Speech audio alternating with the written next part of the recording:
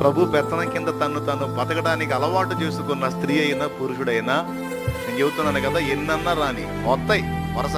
జీవనయానంలో రకరకాల పరిస్థితులు వస్తాయి, కానీ ఏ పరిస్థితులు వచ్చినా ఆటల్లోనే ఉంటారు, పాటల్లోనే ఉంటారు, పరవశంలోనే ఉంటారు, కీర్తనల్లోనే ఉంటారు. ఎందుకు చెప్పండి? భయం ఉండదు, టెన్షన్ ఉండదు, జుట్టు బీక్కోవటం ఉండదు, అస్సలు మాట్లాడే పని లేదు.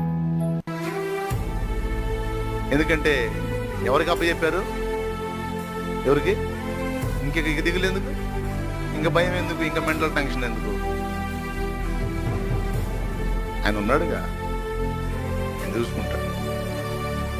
నేను ఆయన చేతికి ఎప్పుడో నా లైఫ్ని అప్పచెప్పానయ్యా, నా జీవితాన్ని అప్పచెప్పాను, నా బ్రతుకుని అప్పచెప్పాను. ఇప్పుడు ఆయన పెత్తనం కింద నడుస్తున్నా నేను.